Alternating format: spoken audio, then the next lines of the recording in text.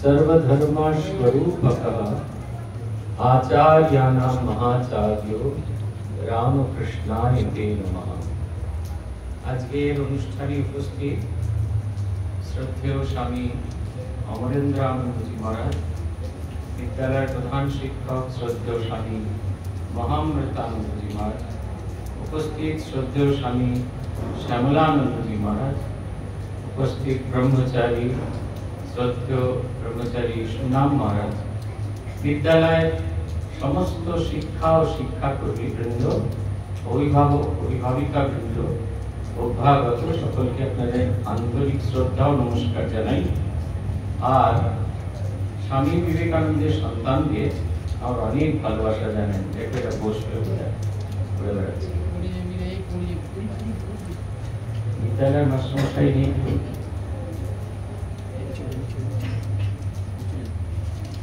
মাস্টারমশাই যেরকম বললেন যে স্বামী বিবেকানন্দ কোন রকম ভাবে স্বাধীনতা সংগ্রামে প্রত্যক্ষভাবে যুক্ত ছিলেন না, কিন্তু প্রেরণা সেরকম প্রেরণা হিসেবে ছিলেন, সকলের প্রেরণা শক্তি হিসেবে রয়েছে। মাকে যেরকম সংসারে দেখা যায় না, মা সবসময় রান্নাঘরেই কাটিয়ে দেন, বাইরের ঘরে বা অন্য কোথাও যখন অতিথি অভ্যাগত আসে তখন মাকে কোথাও দেখা যায় না, কিন্তু তার কীর্তি দিয়ে আমরা মাকে অনুভব করার চেষ্টা করি। আমাদের দেশের আদর্শ কিন্তু তাই। এই যে জাতীয় সঙ্গীতে বলা আছে না, তব শুভ নামে জাগে তব শুভ আশিস মাগে গাহে তব জয় গাথা।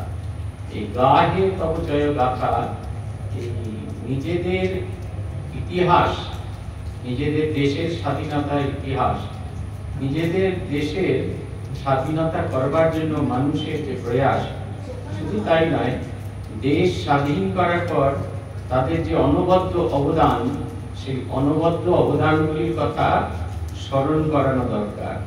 আমাদের পরবর্তী প্রজন্ম যারা তৈরি হয়, তারা হয়তো এগুলি প্রত্যক্ষ করেনি, যারা প্রত্যক্ষ করেছেন, যারা জানেন, তাদের এইগুলিকে বোঝানো দরকার।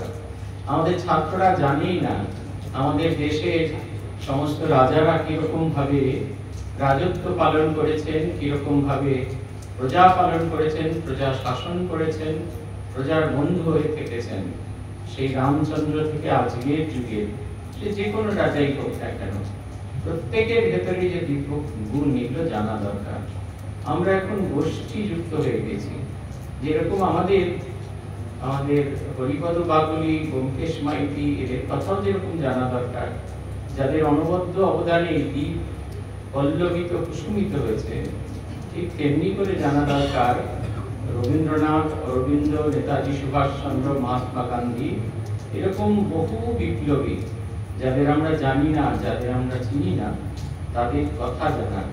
শুধুমাত্র একটা স্বাধীনতা দিবস, একটা স্বাধীনতা সঙ্গীত, একটা পতাকা উত্তোলন, 4টে দেশাত্মবোধক গান, 2টো কবিতা, এই দিয়ে কিন্তু স্বাধীনতা দিবস পালন হয় না। স্বাধীনতা দিবস আমাদের ছাত্রদের ভেতরে যতক্ষণ না চিন্তা ভাবনা এবং মনের স্বাধীনতা দিতে পারছে, ততক্ষণ পর্যন্ত এটা কেবলমাত্র উৎসবে থেকে যাবে। এটা আমাদের বড়দের দায়িত্ব যে এই আমাদের পরবর্তী প্রজন্মের ভেতরে এই ভাবটিকে ইনজেক্ট করে দেওয়া। আমরা যে বাড়িতে বড় হয়েছি, সেই বাড়িতে অনেক স্বাধীনতা সংগ্রামী থাকতেন। আমার পিতামহী এই সমস্ত স্বাধীনতা সংগ্রামীদের থাকবার অধিকার দিয়েছিলেন। তারা যদি নিশ্চিন্তে থাকে, ইংরেজের দৃষ্টি এড়িয়ে থাকে, তাই তাদের থাকার জন্য আলাদা বাংকার তৈরি করেছিলেন, তাদের পালিয়ে যাওয়ার জন্য আলাদা পথ তৈরি করেছিলেন। বিধবা মহিলা খুব বেশি পড়াশোনা করেছিলেন তা নয়, কিন্তু তার ভেতরে এই স্বদেশ প্রেম ছিল। তার কাছে কতগুলি জিনিস ছিল যেগুলো তিনি আমাদের এইসব বিশেষ দিনে 23শে জানুয়ারি, 26শে জানুয়ারি, 15ই আগস্ট বার করে দেখাতেন।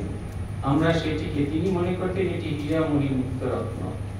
আমাদের বুড়িবালামের তীরে যারা লড়াই করেছিল, চট্টগ্রাম অস্ত্রাগার লুণ্ঠনের যারা যুক্ত ছিল, তারা অনেকেই আমাদের বাড়িতে শেল্টার হিসেবে থেকেছে, এবং তারা 10 টাকা করে ভাড়া দিত। তারা থাকলেও দিত, নাও দিত।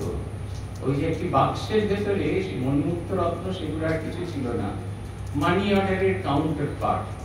মানি অর্ডারের কাউন্টার পার্টের ভেতরে বিনয় চক্রবর্তী লিখছেন, মা এই মাসের ভাড়াটি পাঠালাম, প্রণাম নেবেন। মানি অর্ডারটা কার্ড অংশটা চলে গেছে, টাকাটাও খরচ হয়ে গেছে, কিন্তু একটা সেই রূপোর বাক্সের ভেতরে এইরকম এক গোছা মানি অর্ডার রিসিপ্ট ছিল। তিনি এইসব বিশেষ দিনে আমরা যখন স্কুল থেকে ফিরে আসতাম, তখন এদের সেই সই করা কাগজগুলো আমাদের মাথায় ঠেকাতেন। বলতে নেই, এদের স্পর্শে আমাদের মনের ভেতর যেন পরিবর্তন হয়। আমরা যখন দুপুরবেলা উত্তপ্ত করে মারতাম, তখন এদের জীবনের গল্প বলতেন, কেমন করে একটা ছোট্ট বাংকারের মধ্যে তারা থেকে কত কষ্ট করে কিভাবে তারা জীবন যাপন করতেন, কিন্তু স্বপ্ন দেখতেন একটাই, দেশকে স্বাধীন করা। দেশ স্বাধীন হয়ে গেছে, আমরা পরাধীন কেউ নই, চিন্তা ভাবনায় যেন আমরা সত্যি সত্যি স্বাধীন হতে পারি। তবেই জানেন তো এই গান গাওয়া সার্থক। তব শুভ নামে জাগে, তব শুভ আশিস মাগে, গাহে তব জয় গাথা। এই তব তোমার, তোমার মানে কোনো মানুষ নয়, দেশ ও মাতৃকা। স্বামী বিবেকানন্দ যখন প্রথমবার বিদেশ থেকে ফিরে এলেন, তাকে জিজ্ঞাসা করা হয়েছিল যে আপনি যে ওই দেশ থেকে এলেন, কেমন অনুভূতি? স্বামীজি বলেছিলেন, এই দেশ থেকে যখন ওদেশে গেছিলাম, মনে হয়েছিল ত্যাগের ভূমি থেকে